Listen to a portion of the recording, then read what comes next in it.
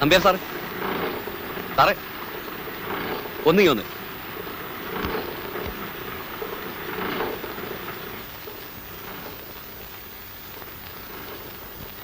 കള്ള പാസ്പോർട്ട് കിട്ടിയില്ല. ദുബായി പോയാൽ മതിയോ? എവിടെയായാലും പാസ്പോർട്ട് വേണ്ടേ? വേണ്ട, അങ്ങനെ ഒരു സംവിധാനം ഒത്തുവന്നിട്ടുണ്ട്. ചരക്കും കയറ്റി പോകുന്ന ഉരുവില് നിങ്ങളെ ദുബായിലെത്തിക്കും. ഉരുവില? ആ, ഇക്കാലത്ത് സംശയിക്കേണ്ടെന്നേ. ഇതുപോലെ ആയിരക്കണക്കിന് ആളുകളെ കള്ളലോഞ്ചിൽ കയറ്റി വിട്ടിട്ട് രക്ഷപ്പെടുത്തിയിട്ടുള്ള ആളാ. അതാരാപ്പ അത്?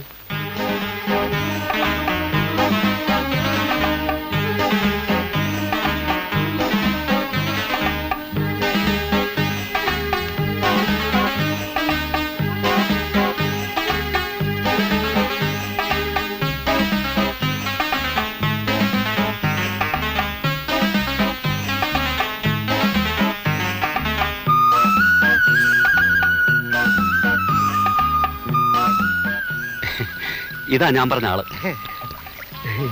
ഇപ്രായത്തിലും ഗൾഫിൽ കിടക്കാനുള്ള പൂതി വിട്ടിട്ടില്ലല്ലേ കൊച്ചു കള്ള. എന്റെ മകന്റെ കല്യാണം അടുത്ത ആഴ്ച ഷാർജ വെച്ച് നടക്കുക. മദാമേ പെട്ടെന്ന് പാസ്പോർട്ടൊന്നും കിട്ടിയില്ല. അല്ല, ജോലിക്കൊന്നുമല്ല. അപ്പൊ ഞങ്ങളിപ്പം വന്നത് നിങ്ങളെ ഭാഗ്യം. ഇത് കാലിഫോർണിയയിലേക്ക് ചരക്കും കയറ്റി പോണ ഉരുവാണ്. എവിടേക്ക്? കാലിഫോർണിയയിലേക്ക്. പിന്നെ നിങ്ങൾക്കും വേണ്ടി നമ്മളിത് ദുബായ് കടപ്പുറം പോയി തിരിക്കാം. നീന്തറിയോ? എന്തിനാ നീന്താൻ? കരയിലേക്ക് ഉരു അങ്ങനെ അടുപ്പിക്കാൻ പറ്റൂല്ലോ, അതുകൊണ്ട് ഇത്തിരി നീന്തേണ്ടി വരും. നീന്താം, പക്ഷെ ദുബായ് പോലീസിന്റെ കണ്ണിലോ മറ്റേ എന്ന് പെട്ടാൽ? അതിന് നിങ്ങൾ പോലീസിന്റെ മൂക്കിന്റെ അകത്തെ കല്ലല്ലേ കയറി ചെല്ലണേ. പ്രായമായ ആളല്ലേ, മൂപ്പർക്ക് ധൈര്യം കുറച്ച് കുറവാ. അതിന് നമ്മളില്ല ഇവിടെ. നിങ്ങളൊരൊറ്റ കാര്യം ചെയ്താൽ മതി. ഒരു അറബി ഡ്രസ്സ് കരുതിക്കോളി. കര വറ്റ ഉടനെ അതിട്ട് അങ്ങോട്ട് നടക്കുക. പിന്നെ അത്യാവശ്യം അല്ലറ ചില്ലറ അറബി വാക്കുകൾ ഞാൻ അപ്പൊ പഠിപ്പിച്ചു തരാം. അപ്പൊ പിന്നെ പ്രശ്നമില്ല. അറബികളെ അറബി പോലീസ് പിടിക്കേണ്ട ആവശ്യമില്ലല്ലോ. എന്നാലും അറബി ഭാഷയൊക്കെ പെട്ടെന്ന് അങ്ങനെ ഒന്നുമില്ലാന്ന് ഇപ്പൊ പഠിപ്പിച്ചു തരാം. അസ്സലാമു അലൈക്കും പറഞ്ഞാട്ടെ. അസല് അസ്സലാമു അസ്സലാമു അലൈക്കും. അലൈക്കും. അസ്സലാമു അലൈക്കും. അസ്സലാമു അലൈക്കും. വ അലൈക്കും മുസലാം. വ വാ അലൈക്കും മുസലാം. അലൈക്കും മുസലാം. മതി മതിന്ന് ശരിയും മതി. അപ്പം അറബിക്കുപ്പായും പൈസ ആയിട്ട് വെള്ളിയാഴ്ച രാത്രി ഇങ്ങോട്ട് പോരണം. ഈ വെള്ളിയാഴ്ചയുടെ പ്രത്യേകത എന്തെന്ന് എനിക്ക് മനസ്സിലായില്ല. എത്രയോ പ്രാവശ്യം ഞാൻ ഈ ബുൾഫിഞ്ചിന്റെ സ്വരം കേട്ടിട്ടുണ്ട്. അങ്ങ് അകലെ ഒരു വിദൂര സ്വപ്നം പോലെ അവയുടെ ചിറകിന്റെ വർണ്ണം ഞാൻ അറിഞ്ഞിട്ടുണ്ട്. അതെല്ലാം വെള്ളിയാഴ്ചകൾ മാത്രമായിരുന്നെന്ന് ഇപ്പോഴാണ് ഞാൻ ഓർമ്മിച്ചെടുത്തത്. അപ്പോ മറ്റു ദിവസങ്ങളിൽ അവ ഏതോ അജ്ഞാത പ്രദേശങ്ങളിൽ ഉണ്ടാവണം. ഈ വെള്ളിയാഴ്ച രാത്രി നമ്മൾ എല്ലാ സന്നാഹങ്ങളോടും കൂടി പുറപ്പെടും. ഐലൻഡിൽ ചെല്ലും, ബുൾഫിഞ്ചിനെ കണ്ടെത്തും.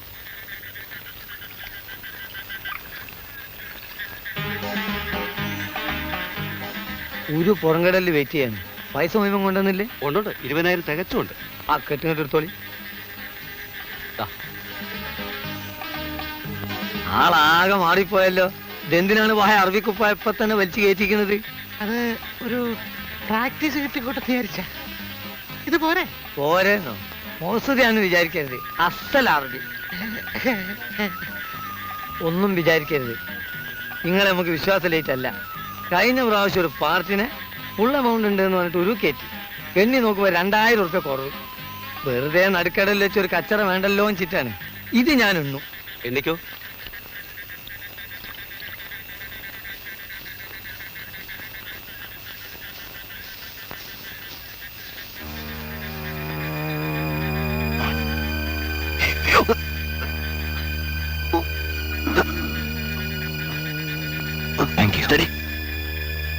ആ, ബോട്ട് എത്തിക്കഴിഞ്ഞു. അരമണിക്കൂർ കൊണ്ട് നമുക്ക് ഐലൻഡ് പിടിക്കാം. ബുൾഫിഞ്ചിന്റെ വിഹാര സമയം അടുക്കുന്നതേ ഉള്ളൂ. ഓ,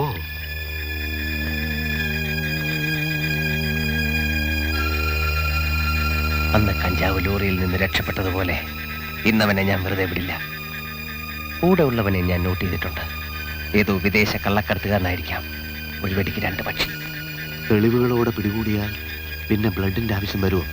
നിനക്ക് എത്ര കുപ്പി ബ്ലഡ് വേണം? കസ്റ്റഡിയിൽ വെച്ച് ഇഷ്ടം പോലെ എടുക്കാമല്ലോ.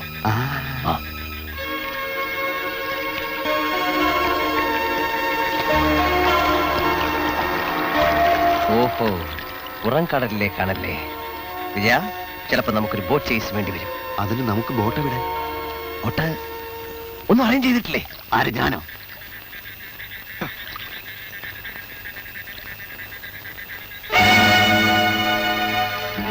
അതാ ഒരു ബോട്ട്.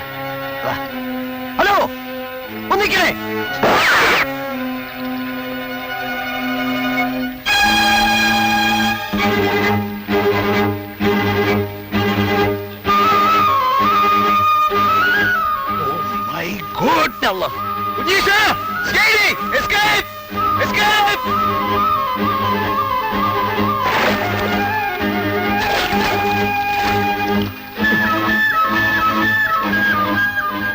ഗഫൂർക്ക,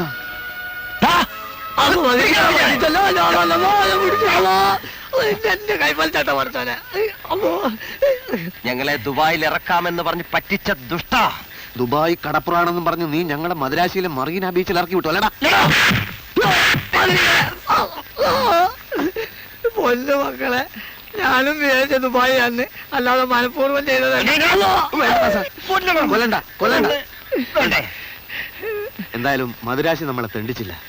ഒരു കണക്കിന് ഗഫൂർക്ക നമ്മുടെ ഭാഗ്യ നക്ഷത്രമാണ്. അതെ, നിലയും വിലയുള്ള 2 സിഐഡികളാണ് നമ്മളിപ്പോ. സിഐഡികൾക്ക് വേണമെങ്കിൽ ആരെയും എപ്പോഴും കൊല്ലാം.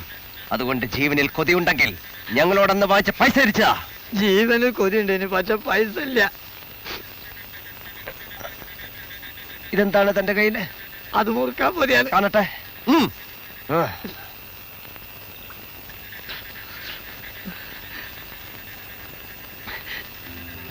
മുറുക്കാൻ പുതിയല്ലേ? അതെ.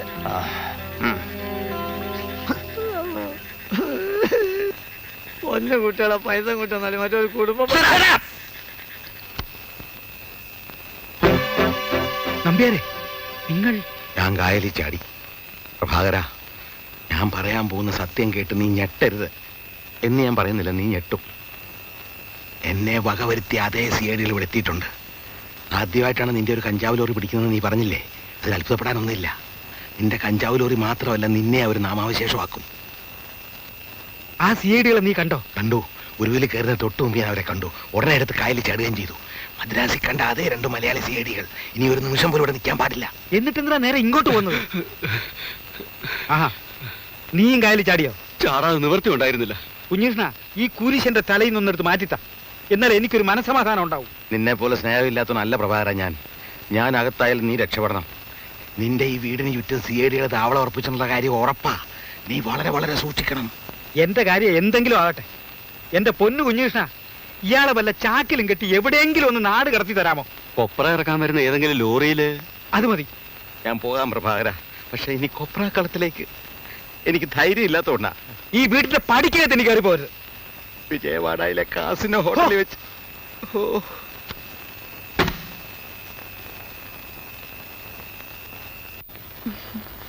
ഇതുപോലുള്ള എത്രയോ നിവേദനങ്ങള് നേരത്തെ കൊടുത്തിട്ടുള്ളതാ. ശരിയായിരിക്കാം, പക്ഷെ ശോഭയ്ക്കറിയോ, കഞ്ചാവ് ലോറി പിടിച്ചേ പിന്നെ എനിക്ക് ഊക്കം പേരാ.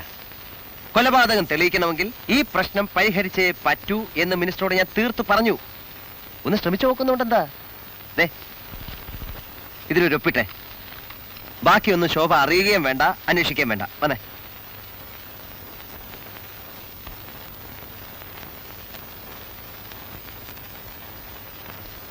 മുതലാളി, കൊപ്ര ഇറക്കി കഴിഞ്ഞു. ഡ്രൈവർ പോകാൻ റെഡിയായി.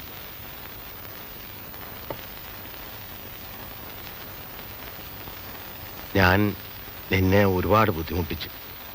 അതൊന്നും സാരമില്ല അനന്ത. മംഗലാപുരത്ത് എത്തിയോ നീ രക്ഷപ്പെട്ടു. ദേവഗൗഡ കള്ള പാസ്പോർട്ടിന്റെ ആശാന. ഞാൻ നിനക്ക് കുറെ രൂപയുടെ നഷ്ടവും വരുത്തി.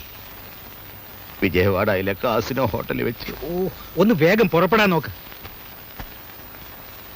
ഈ ലോറി ഡ്രൈവർ മലയാളിയാണോ? അതെ, മലയാളിയാ. ഒന്നും പേടിക്കാനില്ല. ഞാൻ ജയിലിൽ ചാടിയ കാര്യം അതൊന്നും പറഞ്ഞിട്ടില്ല അനന്ത. ഞാനവിടെ ചെന്നവണ്ണെ കത്തയക്കാം. ആ, കത്തൊന്നും അയക്കണ്ട, അത് അപകടമാ. വാ, വേഗം പോകാൻ നോക്ക്.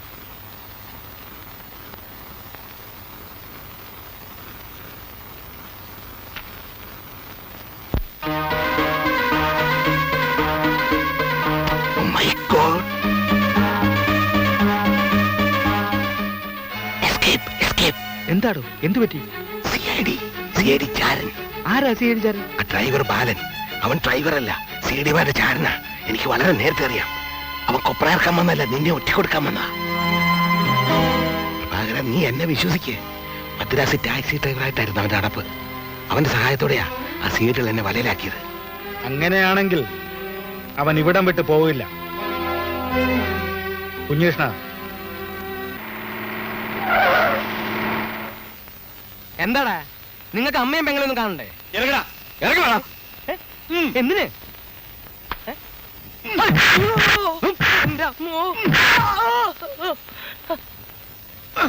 നിർത്ത്. എന്തിനാ എന്നിട്ട് ഇന്ന് തല്ലണേ? ഞാൻ എന്ത് തെറ്റാ ചെയ്തേ? തടി മിടുക്കുന്ന വെച്ചിട്ട് എന്ത് തോന്നിയാസം കാണിക്കേ? ഇതിപ്പോ ഇടയ്ക്കിടയ്ക്ക് എനിക്ക് കിട്ടുന്നുണ്ടല്ലോ. എവിടെയാ നിന്റെ CIDകൾ? ഏത് CID?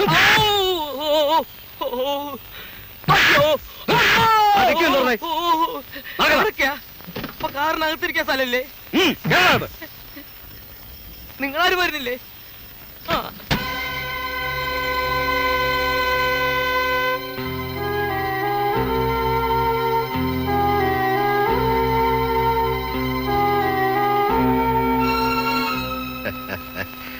എന്താടാ ബാല, നിനക്കെന്നെ മനസ്സിലായോ? എനിക്ക് ആരും മനസ്സിലായില്ല സ്വാമി. സാമിയോ?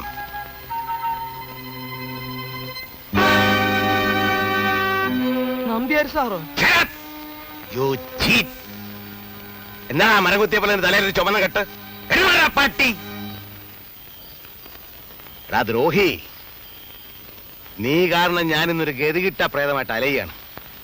പണ്ടൊരു കാർ ആക്സിഡന്റ് പെട്ട് മരിച്ചു പോകായിരുന്ന എന്നെ നീ ആശുപത്രിയിലെത്തി ജീവിപ്പിച്ചു. അതിന് നീ എന്നോട് ചോദിച്ച വില വളരെ വളരെ കൂടുതലായിരുന്നു. വളരെ സമാധാനമായിട്ട് കള്ളക്കടത്ത് നിർത്തിക്കൊണ്ടിരുന്ന എന്നെ നീ തറ പറ്റിച്ചു. എന്തൊക്കെയാ നമ്പ്യാർ സാറേ ഈ പറയണേ? എന്ത് കുറ്റം ചെയ്തിട്ടാ എന്നിട്ട് ഇങ്ങനെ തല്ലിച്ചറക്കണേ? ഒന്നും അറിയില്ലല്ലേ? പണ്ട് മദ്രാസിൽ എന്റെ ഓഫീസിൽ ആ CIDകളെ കൊണ്ടുവന്ന നീ ആയിരുന്നില്ലേ? CIDകളോ? അവർക്ക് ജോലി കൊടുക്കണമെന്ന് പറഞ്ഞ് എന്റെ രഹസ്യങ്ങൾ കണ്ടുപിടിക്കാൻ നീ കൂട്ടുന്നില്ലേ? സത്യം പറ, നീ ഒരു CID ചാരനല്ലേ? CID ചാരനോ? എന്റെ നമ്പ്യാർ സാറേ, തവണ അടയ്ക്കാൻ പറ്റാതെ എന്റെ ടാക്സി കാർ മാർവാടികൾ കൊണ്ടുപോയപ്പോ കണ്ടവന്റെ കൈയും കാലും പിടിച്ച ഇന്റർസ്റ്റേറ്റ് ലോറിയിൽ ഈ പണി ഒപ്പിച്ചത്. തമ്പി സാറിന്റെ കളത്തില് ലോഡ് ഇറക്കാൻ വരുന്നത് ഇത് 7ാമത്തെ തവണയാണ്. ഒന്നും പറയണ്ട, മുള്ളെടുക്കാൻ മുള്ളു തന്നെയാണ് നല്ലത്. മദ്രാസ് നിന്റെ ഭാര്യയും കുഞ്ഞുങ്ങളെയും ഞങ്ങളുടെ ആൾക്കാർ തട്ടിക്കൊണ്ടുപോയി കഴിഞ്ഞിരിക്കുന്നു. അവരെ നിനക്ക് ജീവനോടെ കാണണമെന്നുണ്ടോ? എന്റെ ഭാര്യയും കുഞ്ഞുങ്ങളും 24 മണിക്കൂർ സമയം തരുന്നു. നിന്റെ ആ CID പരീക്ഷകളെ 2 നീ തന്നെ ഇവിടെ വെച്ച് കൊള്ളണം. CIDകളാണോ കുടുംബമാണോ വേണ്ടതെന്ന് തീരുമാനിച്ചോ? ഏത് CIDകളെ പറ്റി സാറ് പറയണേ? CID ദാസനും വിജയനും നീ അറിയില്ലല്ലേ? ആ തെണ്ടികളോ? അവരിവിടെയും വന്നോ? അപ്പോ വെറുതെ അല്ല എനിക്ക് ഇടയ്ക്കിടയ്ക്ക് ഇങ്ങനെ കിട്ടണേ.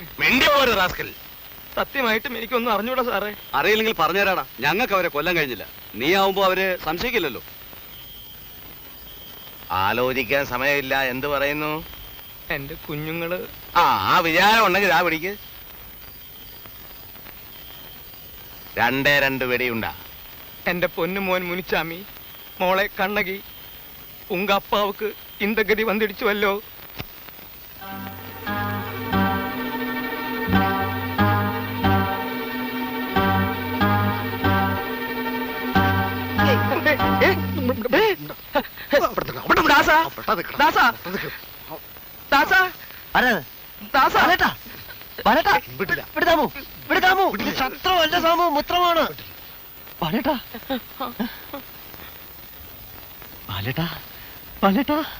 ദാമു, ഇതാണ് ഞങ്ങളുടെ എല്ലാമായ ബാലേട്ടൻ.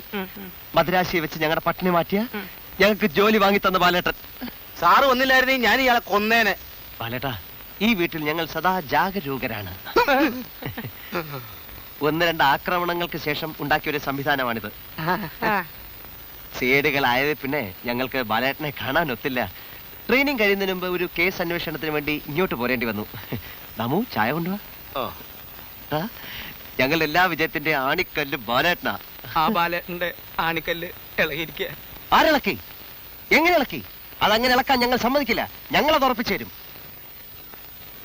ഇന്ന് കാണുന്നവനെ നാളെ കാണില്ല. 2-4 ദിനം കൊണ്ടൊരുത്തനെ തണ്ടിലേറ്റി നടത്തുന്നതും ഭവാൻ. എന്ന് വെച്ചാൽ വട്ടായി പോയെന്ന് തോന്നുന്നു. ബാലേട്ടന്റെ മാനസികാവസ്ഥയ്ക്ക് എന്തോ പ്രശ്നമുണ്ടെന്ന്. അത് തന്നെയാ വേറൊരു ഭാഷയിൽ ഞാൻ പറഞ്ഞത് ഭ്രാന്താണെന്ന്. ദാസാ ഈ ചെക്കൻ എനിക്ക് നേരത്തെ ഇഷ്ടമല്ല കേട്ടോ. ബാലേട്ടൻ പോയി കുളിക്കേ, എന്നിട്ട് വിശേഷങ്ങളൊക്കെ വേണ്ട, പറയാം. ഞാൻ കയ്യിൽ വെച്ചോളാം. വേണ്ട വിട്ടോ, ഞാൻ കയ്യിൽ വെച്ചോളാം. വേണ്ട. എന്താ അതിനകത്ത് ബോംബോ തോക്കോ വല്ലതും ഉണ്ട്? ബാലേട്ടൻ പോയി കുളിക്കേ. കുളിക്കുന്നത് നെല്ലിക്ക വെള്ളത്തിലാവുന്നതാണ് ഒന്നുകൂടെ നല്ലത്. ദേ, എന്റെ കയ്യിൽ നിന്ന് കിട്ടിയ ഒരാൾ കുളിക്കും.